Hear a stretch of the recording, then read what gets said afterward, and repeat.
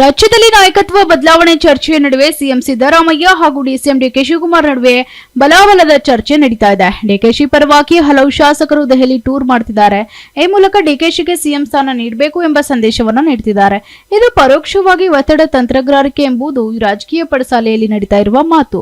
ಇತ್ತೀಚೆಗೆ ಸಿಎಂ ಸಿದ್ದರಾಮಯ್ಯ ಅವರು ಮಾತನಾಡಿ, ಸಿಎಂ ಆಯ್ಕೆ ಶಾಸಕರಿಗೆ ಬಿಟ್ಟಿರುವುದು, ಸಿಎಂ ಯಾರಾಗಬೇಕು ಅಂತ ನಿರ್ಧಾರ ಮಾಡುವವರು ಶಾಸಕರು ಅಂತ ಹೇಳಿದ್ರು. ಇದಕ್ಕೆ ಕೌಂಟರ್ ಆಗಿ ಸಿಎಂ ಸ್ಥಾನಕ್ಕೆ ಆಯ್ಕೆ ಮಾಡುವುದು ಹೈಕಮಾಂಡ್ಗೆ ಬಿಟ್ಟ ವಿಚಾರ ಅಂತ ಡಿಕೆ ಶಿವಕುಮಾರ್ ಹೇಳಿದ್ರು. ಈ ಮೂಲಕ ಶಾಸಕರ ಅಭಿಪ್ರಾಯಕ್ಕಿಂತ ಹೈಕಮಾಂಡ್ ಅಭಿಪ್ರಾಯ ಮುಖ್ಯ ಅಂತ ಸಂದೇಶ ರವಾನೆ ಮಾಡಿದ್ದಾರೆ. ಆದ್ರೆ ಇದೀಗ ದೆಹಲಿಯಲ್ಲಿ ಡಿಕೆಶಿ ಆಪ್ತ ಶಾಸಕರ ಪರೇಡ್ ಕುತೂಹಲ ಕೆರಳಿಸ್ತಾ ಇದೆ.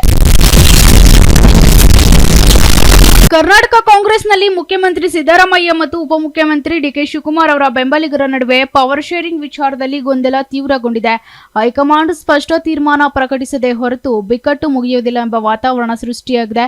ಇಬ್ಬರ ಬಣಗಳ ಶಾಸಕರು ಅಭಿಪ್ರಾಯ ಸಂಗ್ರಹಿಸಿ ಹೈಕಮಾಂಡ್ಗೆ ಮನವರಿಕೆ ಮಾಡಲು ಮುಂದಾಗಿದೆ. ಆಡಳಿತಾರೂಢ ಕಾಂಗ್ರೆಸ್ನೊಳಗಿನ ವಿದ್ಯಮಾನಗಳು ನಿರ್ಣಾಯಕ ಘಟ್ಟ ತಲುಪಿದ್ದು, ಬಹು ಚರ್ಚಿತ ಪವರ್ ಶೇರಿಂಗ್ ವಿಚಾರದಲ್ಲಿ ಹೈಕಮಾಂಡ್ ಮಧ್ಯಪ್ರವೇಶಿಸಿ ಸ್ಪಷ್ಟ ತೀರ್ಮಾನ ಪ್ರಕಟಿಸದ ಹೊರತು ಗೊಂದಲ ಮುಗಿಯುವುದಿಲ್ಲ ಎಂಬುದು ಖಚಿತವಾಗಿದೆ. ಸಿಎಂ ಸಿದ್ದರಾಮಯ್ಯ ನಾಯಕತ್ವದ ಸರ್ಕಾರಕ್ಕೆ 2.5 ವರ್ಷ ತುಂಬುತ್ತಾ ಇದ್ದಂತೆ ಶುರುವಾದ ತಂತ್ರ ಮತ್ತು ಪ್ರತಿತಂತ್ರದ ಆಟದಿಂದ ಗೊಂದಲ ಹೆಚ್ಚಿದ್ದು, ಸರ್ಕಾರದೊಳಗೆ ಸಿಎಂ ಆಪ್ತ ಬಳಗ, ಡಿಸಿಎಂ ಕ್ಲೋಸ್ ಟೀಮ್ ಎಂಬ ಎರಡು ಬಣ ಸ್ಪಷ್ಟ ರೂಪ ಪಡೆದುಕೊಂಡಿವೆ. ಮುಖ್ಯಮಂತ್ರಿಗಳು 5 ವರ್ಷ ಅಧಿಕಾರದಲ್ಲಿ ಇರ್ತಾರೆ, ಅನಗತ್ಯ ಊಹಾಪೋಹಗಳನ್ನು ಸೃಷ್ಟಿಸಬೇಡಿ ಅಂತ ಡಿಸಿಎಂ ಡಿಕೆ ಶಿವಕುಮಾರ್ ಸ್ಪಷ್ಟಪಡಿಸಿದ್ದಾರೆ. ನಾವು ಅವರ ನಾಯಕತ್ವದ ಬಗ್ಗೆ ಮಾತನಾಡಿಲ್ಲ, ಅವರೇ ಸಂಪುಟ ಪುನರಚನೆ ಬಗ್ಗೆ ಮಾತಾಡ್ತಿದ್ದಾರೆ ಅಂತ ಹೇಳಿದ್ದಾರೆ. ಪಕ್ಷದ ಹಿರಿಯರ ಮಾರ್ಗದರ್ಶನ ಅಗತ್ಯವಿದ್ದಾಗ ಭೇಟಿ ಮಾಡುವುದಾಗಿ ತಿಳಿಸಿದ್ದಾರೆ. ಸ್ಥಳೀಯ ಸಂಸ್ಥೆಗಳ ಚುನಾವಣೆ, ವಿಧಾನ ಪರಿಷತ್ ಚುನಾವಣೆಗಳ ಬಗ್ಗೆಯೂ ಮಾಹಿತಿ ನೀಡಿದ್ರು. ಹಿಂದೂ ಸಮುದಾಯ ಅಸ್ತಿತ್ವದಲ್ಲಿ ಇಲ್ದ ಇದ್ರೆ ಜಗತ್ತು ಅಂತ್ಯಗೊಳ್ಳುತ್ತದೆ ಅಂತ ಆರ್ಎಸ್ಎಸ್ ಸರಸಂಘ ಚಾಲಕ ಮೋಹನ್ ಭಾಗವತ್ ಹೇಳಿದ್ದಾರೆ. ಮಣಿಪುರದ ಇಂಫಾಲ್ನಲ್ಲಿ ನಡೆದ ಕಾರ್ಯಕ್ರಮವೊಂದರಲ್ಲಿ ಪಾಲ್ಗೊಂಡು ಮಾತನಾಡಿದ ಅವರು, ಗ್ರೀಸ್, ಈಜಿಪ್ಟ್ ಮತ್ತು ರೋಮನ್ನಂತಹ ಮಹಾನ್ ನಾಗರಿಕತೆಗಳು ಕಣ್ಮರೆಯಾಗಿವೆ, ಆದರೆ ಭಾರತ ಅಮರವಾಗಿ ಉಳಿದಿದೆ ಅಂತ ಅವರು ಹೇಳಿದ್ದಾರೆ. ಹಿಂದೂ ಸಮಾಜವು ಅದರ ಬಲವಾದ ಸಾಂಸ್ಕೃತಿಕ ರಚನೆಯಿಂದಾಗಿ ಭವಿಷ್ಯದಲ್ಲಿ ಉಳಿಯುತ್ತದೆ ಅಂತ ಭಾಗವತ್ ವಿವರಿಸಿದ್ದಾರೆ. ಕರ್ನಾಟಕ ಕಾಂಗ್ರೆಸ್ ಪಾಳಯದಲ್ಲಿ ಅಧಿಕಾರ ಹಂಚಿಕೆ ಕದನ ತಾರಕಕ್ಕೇರಿದೆ. ದಿನಕ್ಕೊಂದು ಮಿಂಚಿನ ಬೆಳವಣಿಗೆಗಳು ನಡೀತಾ ಇವೆ. ಸಿದ್ದರಾಮಯ್ಯ ಸಿಎಂ ಆಗಿ 2.5 ವರ್ಷ ಮುಗಿಯಿತು. ಕೊಟ್ಟ ಮಾತಂತೆ ಅಧಿಕಾರ ಹಂಚಿಕೆಯಾಗಲೇಬೇಕಂತ ಡಿಸಿಎಂ ಡಿಕೆ ಶಿವಕುಮಾರ್ ಬಣ ಪಟ್ಟು ಹಿಡಿದಿದೆ. ಇದೀಗ ಶಾಸಕರ ಬಲ ಪ್ರದರ್ಶನವೂ ನಡೀತಾ ಇದೆ. ಡಿಕೆಶಿ ಬೆಂಬಲಿತ ಒಕ್ಕಲಿಗ ಶಾಸಕರು ದೆಹಲಿಗೆ ಭೇಟಿ ನೀಡಿ ದಾಳ ಉರುಳಿಸಿದ್ದಾರೆ. ವರಿಷ್ಠರ ಮುಂದೆ ಪರೇಡ್ ನಡೆಸಿದ್ದಾರೆ. ಇತ್ತ ಸಿಎಂ ಆಫ್ತಾ ಬಣ ಸತೀಶ್ ಜಾರಕಿಹೊಳಿ ಮನೆಯಲ್ಲಿ ಗುರುವಾರ ಡಿನ್ನರ್ ಮೀಟಿಂಗ್ ನಡೆಸಿ ತಂತ್ರ ಹೂಡಿತ್ತು. ಕಳೆದೆರಡು ದಿನಗಳಿಂದ ಡಿಕೆಶಿ ನಿವಾಸ ಚಟುವಟಿಕೆಯ ಕೇಂದ್ರವಾಗಿದೆ. ಪರಿಷತ್ ಸದಸ್ಯರು, ವಿಧಾನಸಭೆ ಶಾಸಕರು ಸಾಲು ಸಾಲಾಗಿ ಭೇಟಿ ನೀಡುತ್ತಿದ್ದಾರೆ. ಸಿದ್ದರಾಮಯ್ಯ ಪರ ಮತ್ತು ಡಿಕೆ ಶಿವಕುಮಾರ್ಗೆ ಎಷ್ಟು ಶಾಸಕರ ಬೆಂಬಲವಿದೆ ಎಂಬ ಲೆಕ್ಕಾಚಾರವೂ ಶುರುವಾಗಿದೆ. ಈ ಮಧ್ಯೆ ಶುಕ್ರವಾರ ರಾತ್ರಿ ಇಡೀ ಡಿಸಿಎಂ ಅವರ ಸದಾಶಿವನಗರದ ನಿವಾಸಕ್ಕೆ ಶಾಸಕ ಸಿಪಿ ಯೋಗೇಶ್ವರ್, ಪ್ರಕಾಶ್ ಕೋಳಿವಾಡ್ ಹಾಗೂ ಯಾಸಿರ್ ಪಠಾಣ್, ಶ್ರೀನಿವಾಸ್ ಮಾನೆ, ಎಂಎಲ್ಸಿ ದಿನೇಶ್ ಗೂಳಿಗೌಡ, ಮಾಜಿ ಸಂಸದ ಶಿವರಾಮೇಗೌಡ, ಕಾಂಗ್ರೆಸ್ ಮುಖಂಡ ಆನಂದ್ ಗಡ್ಡೆದೇವರ್ ಮಠ ಭೇಟಿ ಕೊಟ್ಟಿದ್ದಾರೆ. ಡಿಕೆಶಿ ಮತ್ತು ಡಿಕೆ ಸುರೇಶ್ ಜೊತೆ ಕೆಲ ಕಾಲ ಮಾತುಕತೆ ನಡೆಸಿ ಮಾತಾಡಿದ್ದಾರೆ. ಈ ಮಧ್ಯೆ ನುಡಿದಂತೆ ಸಿಎಂ ಅವರು ನಡೆದುಕೊಳ್ತಿದ್ದಾರೆ ಎಂಬ ಪ್ರಶ್ನೆಗೆ ಪ್ರತಿಕ್ರಿಯಿಸಿರುವ ಡಿಕೆಶಿ, ಹೈಕಮಾಂಡ್ ಏನ್ ಹೇಳುತ್ತದೋ ಅದಕ್ಕೆ ಬದ್ಧ, ಅದನ್ನ ಸಿಎಂ ಕೂಡ ಹೇಳ್ತಿದಾರಲ್ಲ, ಅವರ ಅಥಾರಿಟಿಯನ್ನ ನಾವು ಯಾವತ್ತೂ ಪ್ರಶ್ನೆ ಮಾಡಿಲ್ಲ, ಸಂಪುಟ ಪುನರಚನೆ ಮಾಡಿ ಎಂದಿಲ್ಲ, 5 ವರ್ಷ ಇರ್ತೀನಿ ಅಂತ ಸಿಎಂ ಹೇಳಿದ್ದಾರೆ. ದೊಡ್ಡವರು ಹಾಗೆ ಹೇಳಿದ ಮೇಲೆ ಚಿಕ್ಕವರಾದ ನಾವು ನಮ್ರತೆಯಿಂದ ಇರಬೇಕು ಅಂತ ಡಿಕೆಶಿ ಮಾರ್ಮಿಕವಾಗಿ ಪ್ರತಿಕ್ರಿಯಿಸಿದ್ದಾರೆ. ಕರ್ನಾಟಕ ಕಾಂಗ್ರೆಸ್ನಲ್ಲಿ ಅಧಿಕಾರ ಹಂಚಿಕೆ ಸಂಬಂಧಿತ ರಾಜಕೀಯ ಬೆಳವಣಿಗೆಗಳು ತೀವ್ರ ಸ್ವರೂಪ ಪಡೆದುಕೊಂಡಿವೆ. ಈ ಮಧ್ಯೆ ಮುಖ್ಯಮಂತ್ರಿ ಸಿದ್ದರಾಮಯ್ಯ ಅವರು ಎಚ್ಚರಿಕೆ ಹೆಜ್ಜೆ ಇಡ್ತಾ ಇದ್ದು, ಆಪ್ತ ಸಚಿವರೊಂದಿಗೆ ಸಭೆಗಳನ್ನು ನಡೆಸಿದ್ದಾರೆ. ಡಿನ್ನರ್ ಮೀಟಿಂಗ್ ನಂತರ ಇದೀಗ ಇಂದು ಕೂಡ ಸಿದ್ದರಾಮಯ್ಯ ಆಪ್ತ ಸಚಿವರ ಜೊತೆ ಸಭೆ ನಡೆಸಲಿದ್ದಾರೆ ಅಂತ ತಿಳಿಸಲಾಗಿದೆ. ಈ ಸಭೆಯಲ್ಲಿ ಮುಂದಿನ ರಾಜಕೀಯ ನಡೆಗಳು ಮತ್ತು ಕಾರ್ಯತಂತ್ರಗಳ ಕುರಿತು ಚರ್ಚೆ ನಡೆಯಲಿದೆ ಅಂತ ನಿರೀಕ್ಷಿಸಲಾಗಿದೆ. ಅಧಿಕಾರ ಹಸ್ತಾಂತರದ ವಿಚಾರಕ್ಕೆ ಸಂಬಂಧಿಸಿದಂತೆ ಕಾಂಗ್ರೆಸ್ ಅಲ್ಲಿ ಎಲ್ಲವೂ ಸರಿಯಿಲ್ಲ ಎಂಬುದು ಈ ಬೆಳವಣಿಗೆಗಳಿಂದ ಬಹಿರಂಗವಾಗಿದೆ ಅಂತ ಸಿದ್ದರಾಮಯ್ಯ ಅವರು ತಾವು ಇನ್ನೂ 2.5 ವರ್ಷಗಳ ಕಾಲ ಮುಖ್ಯಮಂತ್ರಿಯಾಗಿ ಮುಂದುವರಿಯುವುದಲ್ಲದೆ 2 ಬಜೆಟ್ಗಳ ಸಹ ಮಂಡಿಸುವುದಾಗಿ ಈಗಾಗಲೇ ಬಹಿರಂಗ ಹೇಳಿಕೆ ನೀಡಿದ್ದಾರೆ. ಇದಕ್ಕೆ ಪ್ರತಿಕ್ರಿಯೆಯಾಗಿ ಉಪಮುಖ್ಯಮಂತ್ರಿ DK Shivakumar all the best ಅಂತ ಹೇಳಿರುವುದೇನೋ ನಿಜ, ಆದರೆ ಆಂತರಿಕವಾಗಿ ಡಿಕೆ ಶಿವಕುಮಾರ್ ಅವರಿಂದ ಸಿಎಂ ಪಟ್ಟಕ್ಕಾಗಿ ಪ್ರಯತ್ನಗಳು ನಡೀತಾ ಇರುವುದು ಸ್ಪಷ್ಟವಾಗಿವೆ ಅಂತ ತಿಳಿದು ಬಂದಿದೆ. ರಾಜ್ಯ ಸರ್ಕಾರ ಖಜಾನೆಯನ್ನು ಕೇವಲ ಒಂದು ಸಮುದಾಯಕ್ಕೆ ವಿನಿಯೋಗಿಸುವುದು ಸಂವಿಧಾನ ಆಶಯಕ್ಕೆ ವಿರುದ್ಧ ಅಂತ ಕೇಂದ್ರ ಸಚಿವ ಪ್ರಹ್ಲಾದ್ ಜೋಶಿ ಆಕ್ಷೇಪಿಸಿದ್ದಾರೆ.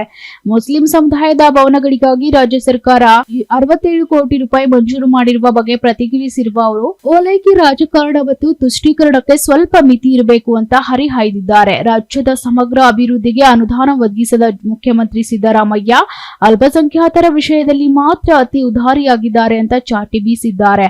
ರೈತರಿಗೆ ಪರಿಹಾರ ನೀಡಲು ಹಿಂದೆ ಮುಂದೆ ನೋಡ್ತಾರೆ. ನೌಕರರಿಗೆ ಸರಿಯಾಗಿ ಸಕಾಲಕ್ಕೆ ಸಂಬಳ ಕೊಡಲು ಹಣವಿಲ್ಲ. ಸರ್ಕಾರಿ ಆಸ್ಪತ್ರೆಗಳಲ್ಲಿ ಔಷಧಿ ಖರೀದಿಗೆ ಹೇಗೆ ಹಣವಿಲ್ಲ. ಹದಗೆಟ್ಟ ರಸ್ತೆಗಳಲ್ಲಿ ಗುಂಡಿ ಮುಚ್ಚಲು ಸಹ ಹಣವಿಲ್ಲ ಎನ್ನುವ ಈ ಸರ್ಕಾರ ಮುಸ್ಲಿಂ ಅಂದ್ರೆ ಸಾಕು ಧಾರಾಕಾರವಾಗಿ ಅನುದಾನ ಮಂಜೂರು ಮಾಡುತ್ತೆ ಅಂತ ಪ್ರಹ್ಲಾದ್ ಜೋಶಿ ಸರ್ಕಾರದ ನಡೆಯನ್ನ ಖಂಡಿಸಿದ್ದಾರೆ. ದೆಹಲಿ ಸ್ಫೋಟಕ್ಕೆ ಸಂಬಂಧಿಸಿದಂತೆ ಎನ್ಐಎ ಅಧಿಕಾರಿಗಳು ತನಿಖೆ ನಡೆಸಿದ್ದಾರೆ. ತನಿಖೆ ವೇಳೆ ಉಗ್ರರು ಕೆಲ ಮಹತ್ವದ ಮಾಹಿತಿಯನ್ನ ಬಾಯ್ಬಿಟ್ಟಿದ್ದಾರೆ ಅಂತ ಮೂಲಗಳು ತಿಳಿಸಿವೆ.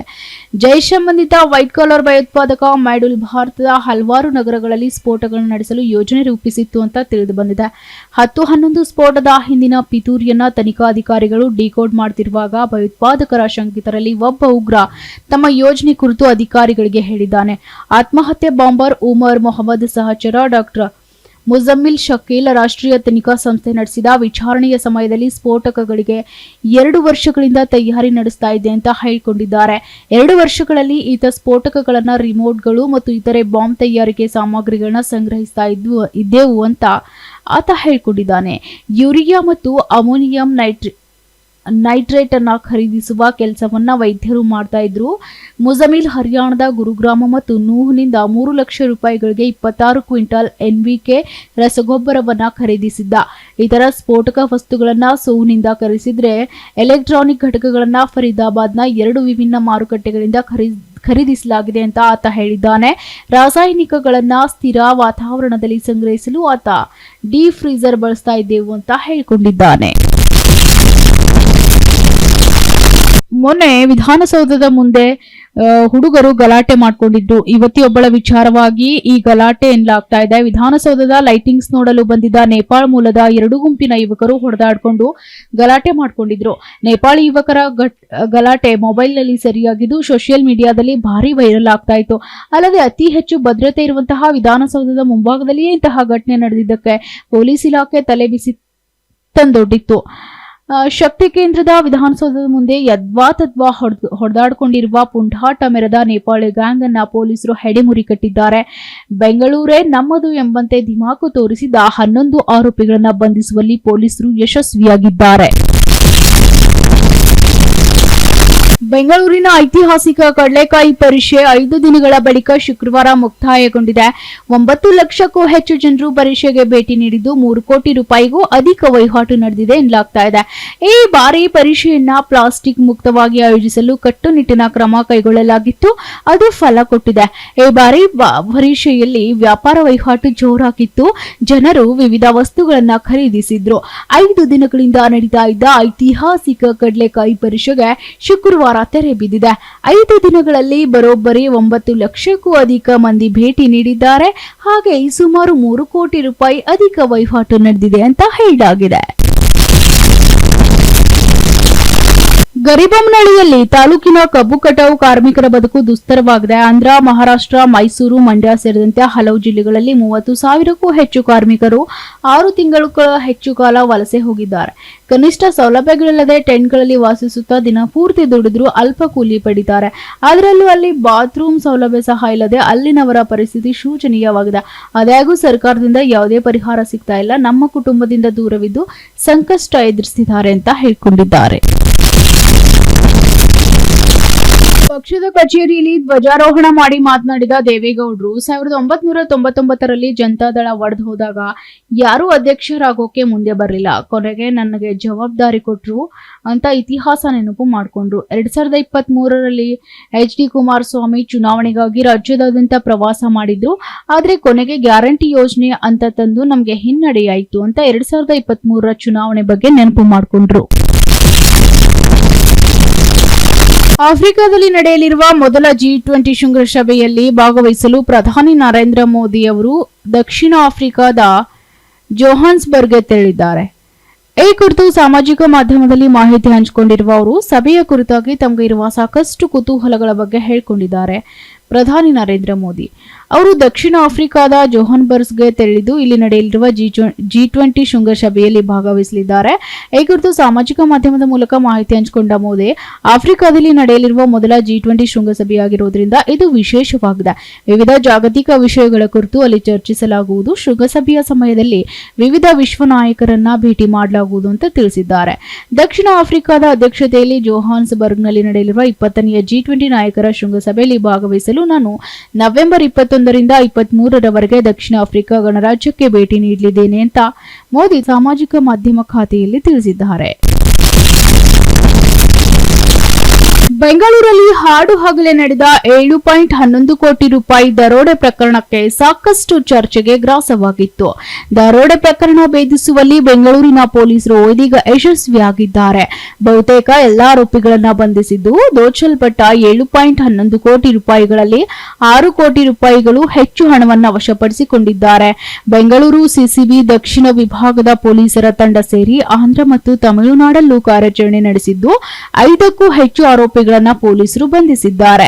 2 ಡಿಸಿಪಿ, 2 ಜಂಟಿ ಪೊಲೀಸ್ ಆಯುಕ್ತರು ಹಾಗೂ 50ಕ್ಕೂ ಹೆಚ್ಚು ಪೊಲೀಸರು ಸೇರಿ ನಡೆದ ಶೋಧದ ಫಲವಾಗಿ ಕಳೆದ ರಾತ್ರಿ 6 ಕೋಟಿ 70 ಲಕ್ಷ ರೂಪಾಯಿಗಳಿಗೂ ಹೆಚ್ಚು ಹಣವನ್ನು ವಶಪಡಿಸಿಕೊಂಡಿದ್ದಾರೆ. ಪ್ರಕರಣದ ಪ್ರಮುಖ ಆರೋಪಿ ರವಿ ಮೂಲತಃ ಆಂಧ್ರದ ಚಿತ್ತೂರು ಜಿಲ್ಲೆ ನಿವಾಸಿಯಾಗಿದ್ದು, ಈತ ಪೊಲೀಸ್ ಪೇದೆ ಅಣ್ಣಪ್ಪನ ಜೊತೆಗೆ ಸಂಪರ್ಕ ಹೊಂದಿದ ಅಂತ ಹೇಳಲಾಗಿದ್ದು, ಇದೀಗ ಚಿತ್ತಾಪುರದಲ್ಲಿ ಸಿಸಿಬಿ ಪೊಲೀಸರ ಕೈಗೆ ಸಿಕ್ಕಿದ್ದಾನೆ.